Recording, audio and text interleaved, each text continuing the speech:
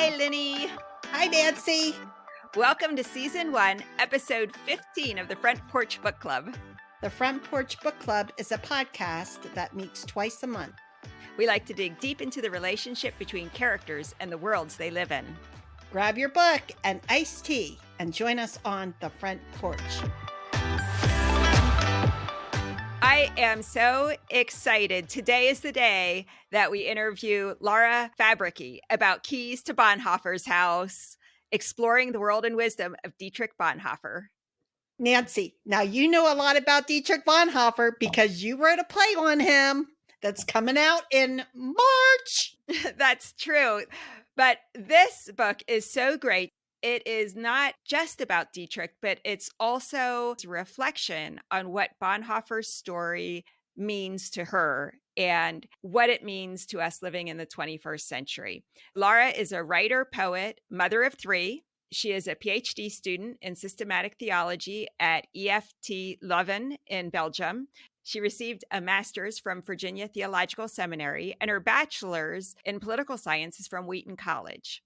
Her family's diplomatic postings have included Doha, Qatar, Amman, Jordan, Washington, D.C., Berlin, Germany, and Brussels, Belgium. They currently live in the Washington, D.C. area. Laura was my docent when I had the opportunity to visit the Bonhoeffer House back in 2019. This is a great opportunity for me to reconnect with Laura and to talk about this tremendous book. You know, Nancy, everything I know about Dietrich was from you and her. I really enjoyed this book so much. I just fell in love with it. I appreciate it. She's really culturally competent when she goes into all these different places and she immerses herself in the culture and the people, and she tries to learn about them and their environment and their culture and their history. It's really fascinating. So we get this lady who's doing this, and then we get to hear all about Dietrich. But then she goes back into his life and society and what was going on. And she just adds so much to her story. But also, it's like, now what do we do with this story? What's the takeaway? What do we do with this guy? And what does it mean to us today? I think listeners are going to really like hearing that part of it too. I agree. Well, great. Let's get to the interview. Okay. Welcome, Laura, to the Front Porch. Thanks. It's so lovely to be with you. Welcome. Thanks, Linda. Great to be with you. You might not be surprised that I've been counting down the days to this interview for a number of reasons, not the least of which you were my docent at Bonhoeffer House, which this book is all about. Right. I know, it's really such a gift. As we were talking before we began this conversation, I said there are not many people in this world that I can say, like, there weren't thousands of people that I gave tours to. And Nancy, you were one of them. It's really a treat to come full circle. Well, I remember being so excited when I reached out to make an appointment for us to tour the house, and they got back to me and they said, "Oh, we actually have an American that can give you a tour and speak English." And I was like, that sounds great because I don't speak German. Yeah, it was a great tour. I remember how knowledgeable you were. And that was really quite a pleasure. That I love when I get to learn as well from people that come through. That's probably more gracious than I deserve, but we probably have a number of listeners who aren't familiar with Dietrich Bonhoeffer. Would you want to give a docent-like summary of who Dietrich Bonhoeffer was and why we care about him here in the 21st century? And we still have people wanting to tour his house in Berlin. I'm happy to do so, although I'll say with caveats that it has now been a number of years since I've given a tour. Okay. But I get practice trying to do them when I, talk about my book. But I am glad that I wrote it just for the simple fact of remembering things, because it's amazing how quickly you get out of practice when you're not doing things like tours on a regular basis. So Dietrich Bonhoeffer is someone that people think about, talk about, write about a good deal, and find a great deal of inspiration from, because he was a significant figure in church circles in Nazi resistance. And obviously there has been, I would say in the last 10 to 15 years, there's been a lot of interest in him. And some of that has been because there's been some big books that have come out about his life. And so I think his name is getting more recognition, and that's fantastic. it's a good thing. I always recommend a very varied diet when it comes to reading the different biographies that are out there, because there's a lot of different takes and you do have to be careful about some of the takes. So it's good to have a varied diet in your reading. So he was born in 1906. He was the sixth of 8 children, born to a fairly prominent, highly educated, well-to-do family. And he mostly grew up in Berlin, Germany, where his father was a prominent psychiatrist. He studied theology, which was kind of unusual for their family. His mother was pretty pious, but his father was not. And they were kind of surprised. They thought a theology degree was a little bit beneath the Bonhoeffer pedigree, as it were, although I don't think they would have ever used that term. But of course, during this time, there was the growing pressure of attraction to Nazi policies and Nazi ideology. And this would have been because of after World War I, with a lot of the stress and strain on German society and some of the changes that were happening there. So Dietrich came of age in his professional career right as National Socialism was really starting to strangle Germany. And he navigated a very interesting course as that happened and founded a fairly experimental seminary and trained pastors who had separated themselves from the national church. He then eventually became much more wedded to formal political resistance.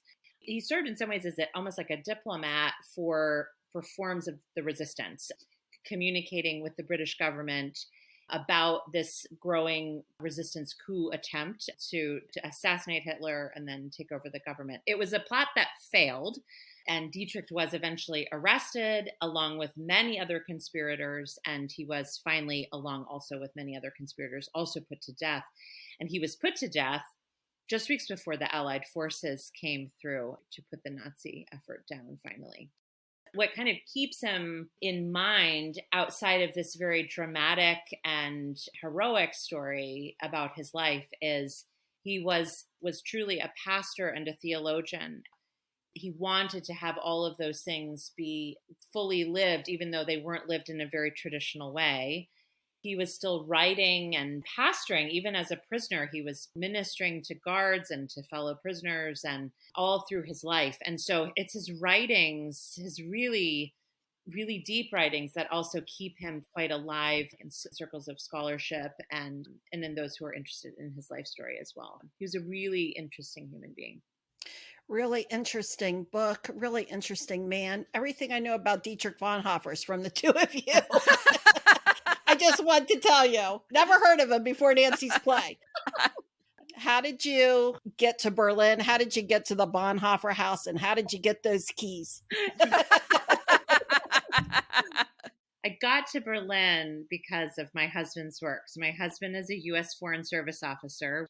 He's part of the Professional Diplomatic Corps of the United States. So we have served in many different places in the world. We did a couple tours in the Middle East, and then we've done a couple tours in Europe, and then we've had some stateside assignments as well. And that's where we are talking now. I'm in the United States right now. It's not a great term, but as a quote unquote trailing spouse, I'm the person who goes along for the ride. And usually I have to figure out how to make my life fit and to do interesting and worthwhile things with my time wherever we are. And reliably, there's always something interesting to do, no matter where you live. When we found ourselves in Berlin, obviously I knew it would be a really interesting city. We enjoyed exploring it immensely and exploring Germany as well. The pairing of it, though, that we lived so close to the Bonhoeffer house, I couldn't have planned. And I also don't think I could have fully have anticipated when he was first assigned going to Berlin, just what it would mean for me and how I might think about his life in relationship to my own, because that's really what this book is about. I call it a historically grounded memoir. People that are really interested in Bonhoeffer might not find it fully satisfying because you also get a good dose of me in the book. And it's me trying to think out loud about the challenges that Bonhoeffer presents to my life and how to try to think about, well, how might I live like Bonhoeffer, even though I'm not going to be Bonhoeffer. I can't be that particular person. I got the keys about 9 months after we first visited the house. So as I describe in the book, we visited the house. Your listeners, if they haven't purchased a copy, they could read the first chapter. It's available online. You could do the Amazon read thing. Right. I talk about scheduling a visit, and it just so happened that it was the Saturday. It really was coincidence, the Saturday after the U.S. presidential election in 2016, which we can all remember as being pretty thick with emotion and tension. And I deliberately scheduled a tour thinking we might be inspired by Bonhoeffer. And I never thought that I would feel it quite as personally as I did then. I kept bringing visitors back. We got a lot of visitors in Berlin, which was awesome. And usually they would say, well, you know, where should we go? What should we see? And I would say, well, it's not really on the tourist trail, but I recommend the Bonhoeffer House. And so I would go with them. Usually I would arrange for the visit, and I would email with the executive director and figure out who my volunteer was that I would get. And then on one of my later visits with one of the volunteers, she said, oh, here you are again. Like, I said, yes, here I am. And I said, yeah, I come so much to the house. I should just volunteer. And she said, yeah, you should. You should. And I didn't think that would be possible at all. And it was one of those moments that just felt like it could have gone either way. I could have just said, oh, yeah, that would be fun. And then not followed up. But this time I did. And it was immensely satisfying. And that is when I got a key to the house. And I really did carry it around with a sense of responsibility, and that I really was a guest for just a time. And I had to surrender that key. And it's not my story. It is another family's story. And I take that responsibility really seriously. I love the metaphor that you use about carrying the key and then the various keys that emerged for you through your time as a docent. You also talk about those tumultuous years. The story picks up in 2016. You were there from 2016 to 2019. Correct. You were not just an American in Berlin, you really were a representative of America. Yes. In Germany. How did your experience at the Bonhoeffer House either elevate or alleviate the tension that you felt being so far from America during that tumultuous time? It was funny, as I mentioned, we had lived in the Middle East, which obviously American policy is complicated in the Middle East too. True. Sure. Feeling some of the tension, feeling the sense of sort of responsibility, and just living as a representative, even though I'm really very much a sort of small fry kind of representative, not any big deal. But you always know that how you behave will reflect on your country. Right.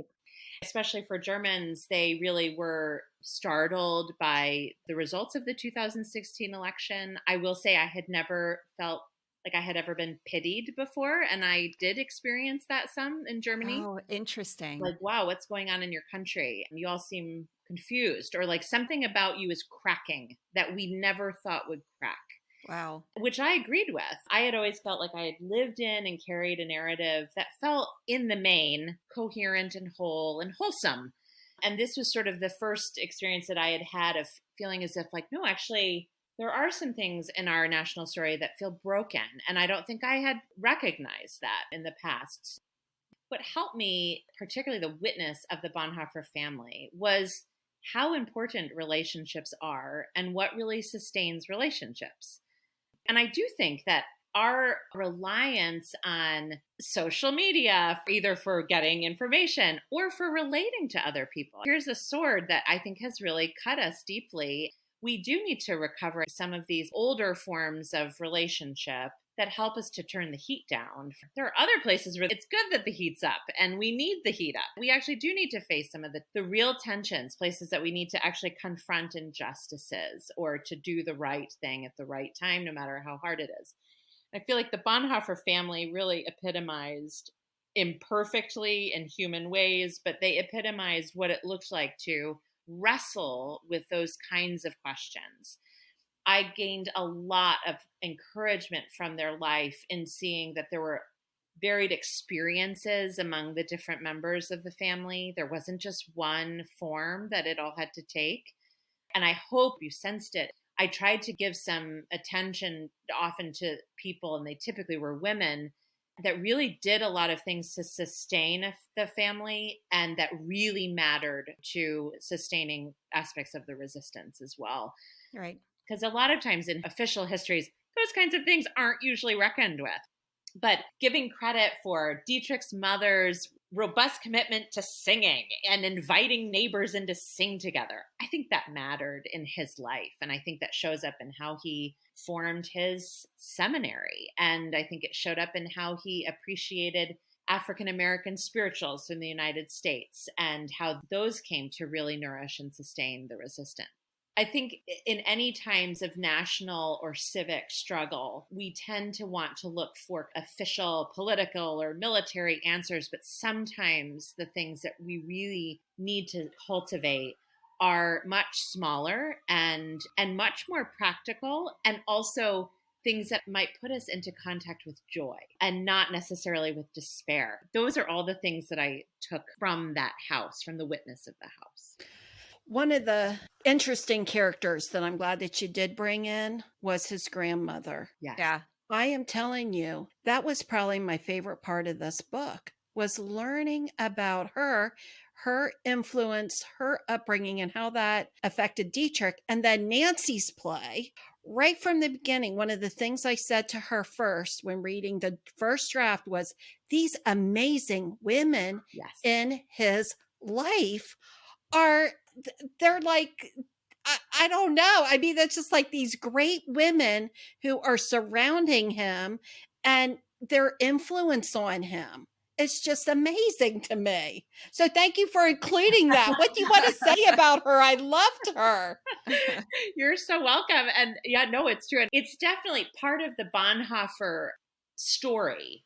She's there. She's definitely in all of the official biographies. She will be there, and she is a remarkable woman.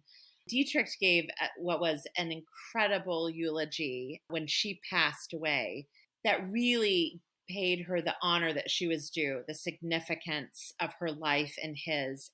And I think his grief is so moving because he does see the preciousness of her skill in life and the vision that she had in life, and recognizing that it was in some ways passing, but in other ways it wasn't passing because he had inherited it. And I think that is true for all of us. I mean, we all have people in our life that we can look to and say, okay, they may have passed, and even the world that they lived in may have passed, but I can still live with those kinds of either character traits or skills and commitments to reaching out to people, or commitments to justice, or we can do that. But it might look different. Whatever Dietrich did in his life is going to look different than what Julie Tate Bonhoeffer did in her life, but we can still emulate that for sure. Oh, just loved her. One thing that you're very careful about as the tour guide was that we should not idealize him or idolize him. Yes. That was sort of a strong message. Can you tell us a little bit about that? It was a strong message. In some ways, it was a strong message in the book because it was a temptation in me.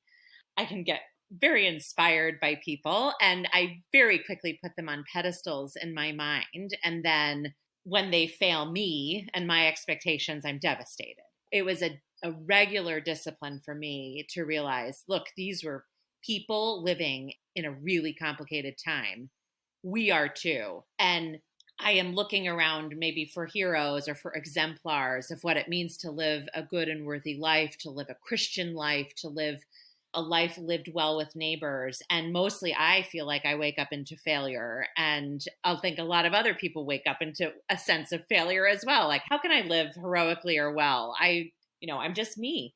And I think there has been a temptation of late to only see the experience of World War II through Americanized. Yep. That we kind of look at it and go, well, it's a very basic morality tale. There were good guys, there were bad guys, and the good guys defeated the bad guys. And that was just manifest destiny. I mean, this is literally how the storyline goes. It's a harder tale to tell when you realize, like, actually, on the German side, there were people that wanted to be good guys in the midst of a lot of bad guys. And it was really complicated to figure out how to make that happen. And there was an enormous amount of failure. And it had really, really devastating consequences for the entire world and for the people that when they were committing genocides, and it was awful. And I think those kinds of questions make it very overwhelming, and it's very hard to know how to live with any kind of moral clarity or hope. When you find people that do it, it's very easy to idolize them and to think they must have something I don't have.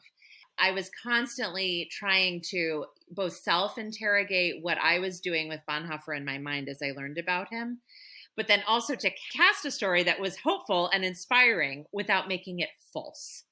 I think that's a very hard needle to thread. I think you did it. Thank you. I certainly got it. I appreciated you just telling us that in your book. I'm trying to research, I'm trying to give it just as it is. And I want people to walk away pondering these things and figuring out what they think about it. Yeah. For me, one of the ways to really avoid that kind of idolization or idealization is to understand that he was surrounded by other people who were taking similar risks, who just are not as well known.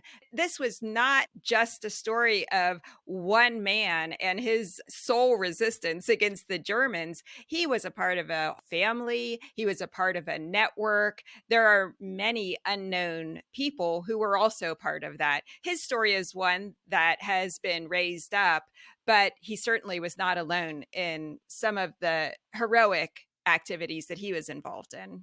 That is really well said. That's the other piece that I think we as Americans, we really like sort of single action hero. We do. Right? Like we really like those stories. Yeah. And we like to think of ourselves in those terms as well. What I also hope comes out in this book is that all of my struggle and learning happened among other volunteers, other guides who are much more knowledgeable than me, who are really being hospitable to me, or having tours with folks like Nancy, who came with knowledge, with a lifelong interest in this subject. So for me, I was always in a learning posture, and that's something we can all cultivate in ourselves, as the humility to learn about other people and the humility to be in dialogue with others as well. It was really a nourishing part of my time as a volunteer guide there. One of the things I remember you said during the tour that I had not heard before, and this is also in your book, was his friend Eberhard Betke's moving speech at the dedication of the Bonhoeffer House. Mm-hmm. Eberhard Betke described it as a place of honor and learning and contrasted it with the power represented by the SS headquarters. Betke talked about how the Bonhoeffer House was a place of weak power in relationship to the strong power of the SS headquarters. And that was so interesting to me. Can you tell us a little bit more about that? Definitely. One of my co-guides, Gottfried, talks about and uses a biblical image of that the German people in some ways had to kind of wander in a wilderness. They had to decide who they were going to be, and it did not happen immediately. It took a generation or two before they really could discuss what had happened. The Bonhoeffer House was founded around the same time that that SS headquarters was turned into a museum that's now called the Topography of Terror. It's right downtown. It's excellent for anyone who has not been there and is planning a trip to Berlin. Go to the Bonhoeffer House, but then definitely also go to the Topography of Terror. Exactly. And keeping those words in mind, the weak centers and the strong centers. The weak centers are places that we typically inhabit. They're not the corridors of power. They're not the seats of decision making. They're family homes, their neighborhoods, apartment complexes. There's places where we might have a measure of decision making and votes, but really in the main, we don't feel a lot of the responsibility of power. What the Bonhoeffer House shows, both in founding it as a place and then in its continued witness, is that those smaller and weaker places really do matter. And so to live in them responsibly and understanding the way that they connect to the larger story is vital. And that is what I really hope a reader takes from this book is pay attention to the places of your life, because you don't always know how significant they may play out in our national story, in our civic life. These can be places where, despite their weakness, they can really resound in a powerful way. Now that's inspiring. Yeah. Just to even ponder or think that. Yeah. You have Bonhoeffer. He's this pastor. He is kind of the separation of church and state, but, saying what he can say about the Nazis. And then he joins the military intelligence. Right. You allude to it in the book that he may go down this lane and people never really knowing what his true intentions were, was to undermine the Nazis, because he could be killed at any time and they can say whatever they want to say about him. So he is in that place of, if I don't do anything, that's a sin. If I do something, is that a sin if Hitler's blood is on my hands? Yeah. So he ends up joining the Nazis, which is interesting. I put myself in Bonhoeffer's situation. What would I do? What do I think about what he did? What's the takeaway, Laura? Yeah. Can you help walk me through that? Yeah, I'm happy to. It's complicated. I never found my conversations in the house ever hit a very satisfying place when it comes down to those kinds of ethics. I think it's easy for us to imagine our lives as being relatively morally neutral almost all the time. And I think a lot of the times when we either don't engage on an issue, or we can all get exhausted by the latest trend of whatever it might be angering people, but there are real questions of injustice no matter where we live. They might not be tied to a big national story, but some of them might be. I think what Bonhoeffer saw was there really wasn't some sort of morally exempt place for him to stand, a place where he could wash his hands of some of the responsibilities of his day. When he joined the resistance formally, he had long been sort of morally resistant. Right. Yeah. He had already made decisions in his life about he wasn't going to be part of the Reichskirche, or the national church that when the Nazis took it over and tried to consolidate the church, he wasn't going to be part of that. He was trying to nourish people that wanted to resist that pressure. But then he finally realized that the best way to serve his nation was to offer his services of relationship and friendship as part of the resistance. He understood that he was taking up a kind of sword, that he was engaged in a form of violence. And this was a man who was very attracted to nonviolent and pacifist teachings that come from scripture. He admired Gandhi. He had been really influenced by a French Reformed student that he got to know at Union Theological Seminary called John Lasserre, who taught Christian pacifism. But I think he saw in the end, he needed to do what was a kind of sin in order to stop the greater sinning of his nation. I never find that an easy thing to talk about. It's very challenging to talk about it. It's the opposite of any kind of souped up, heroic martyrdom tale. It's entering into a deeper level of commitment. One of the things I try to emphasize is that he had to make the decision for himself, but he didn't do it alone. He wasn't some half-cocked guy trying to live out some sort of live-action role play. This was really serious stuff, and he was in deep conversation with others about it, who were also in very deep ethical binds. We can't ever do our ethical thinking outside of communal ties. We need other people in our lives to help us do our ethical thinking and practice. I wanted Bonhoeffer in my life for my own ethical thinking. I wanted him to be a friend to me, and to see how the people in his life influenced him as well.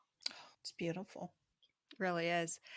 We talked a little bit about post-war Germany and how Germany wandered through the wilderness to come to terms with what happened during World War II. You quote Rudiger and Ursula Schleicher's grandson reflecting on how difficult it must have been for his grandmother to continue living in a country that had killed her husband, her brother, and 2 brothers-in-law, and who still felt that they were traitors to the country.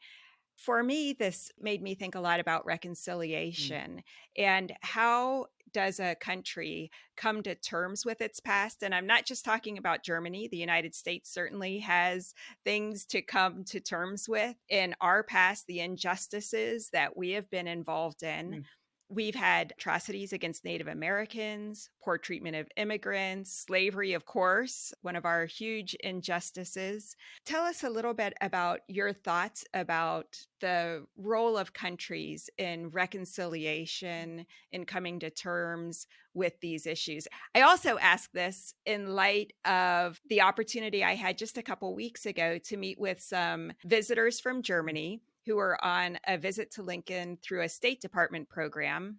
A couple of the German visitors talked about, you know what, we've been atoning for this long enough. We need to just move on. It was not us who committed these atrocities. We weren't even alive.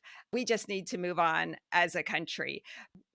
Where should countries go in really recognizing the injustices they've been involved in? And what does Bonhoeffer's story say about that? It's a good and difficult question. I do mention in my book about how I think it's easy for us as Americans to, again, to look at the Nazi experience and to think, oh, we didn't do that, and to sort of feel exempt from some of that self-criticism. And it is a tension within German culture. I will not pretend to be able to kind of speak about these kinds of questions in a super deep way. I'm not German, and I would not have been privy to local conversations about this, but I know that that's a tension in German culture of people sort of downstream from history that have said, we've learned all about this. We didn't do this. We were not the ones who are at fault. Why do we have to get these history lessons or these civic lessons? And why do we have to learn this? I think in our culture in the United States, we absolutely have places like that where either we don't know the history at all, or we would prefer to imagine that history as something that is not our responsibility. And obviously, the litany that you just described, it's a litany of lament. It's a litany of sin. I feel free to call it that since I'm a theology student. I will call it sins. These are sins. And I think that some of the sin is in the fact that it's so much of it has gone unconfessed, and that we are quite practiced in not remembering things either well or responsibly. Sometimes the most practical thing that we could do would be to learn about our local area. I've actually done that. I learned some about my neighborhood and how it actually once had like a thriving African American population here. And it is now predominantly not African American. And I remember thinking, this is really telling that this is the ground that I live on. And this is actually probably ground that slaves worked long ago. I am a Christian. I follow Jesus Christ. I won't presume that all of your listeners are. But in the Christian tradition, and I think for many other traditions, other religious traditions, we believe that there is life after the death of sin. We believe that confessing sin is the path to hope. I think a nation confesses its sin by remembering truthfully. I don't think the United States has done that well. I also know that most nations don't do that. No, most nations want to remember their own myths that tend to obscure the wrong that's been done. And a persistent witness that says we can be a nation that can tell the truth about itself and do so with hope and respect. This actually can be a source of strength. The Germans taught me, they modeled for me in a complicated way, because it's still something that Germans today discuss, but they, I think, modeled in a complicated way ways of doing that. Not perfectly. Let's say it's sinful. It's still a kind of sinfulness that always is part of our recollection of memory. We're constantly having to like hear other people and attempt things that might not satisfy that ache, but I still think it's worth trying. Wherever you live, it's an interesting experiment to say, like, who's lived here and how has this place been shaped and how am I shaping it? Am I not attending to questions of narrative that I should be? Are there wrongs that I could help to make more right? We all have these questions that we have to answer. Yeah. Oh my goodness. I'm just like blown away listening to this.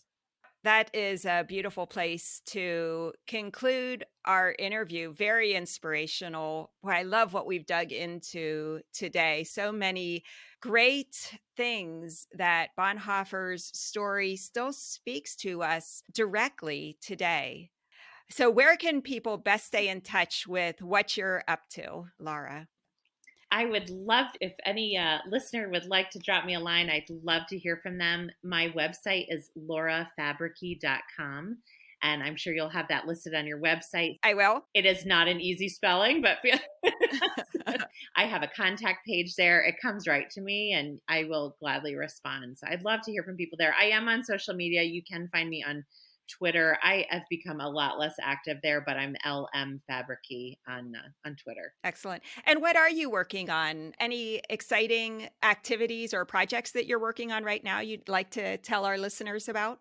Yes, I am a PhD student at ETF Leuven. I started PhD studies in systematic theology, focusing on political theology. Excellent. A long love, and it was a wonderful school for me to begin studies there. And I'm studying the sin of acedia, or indifference. I talk about it in my book some. It was a sin that plagued Bonhoeffer. I think it's a sin that plagues all of us from time to time. Some of us are more inclined to it than others. I think I'm one of them that's more inclined to it.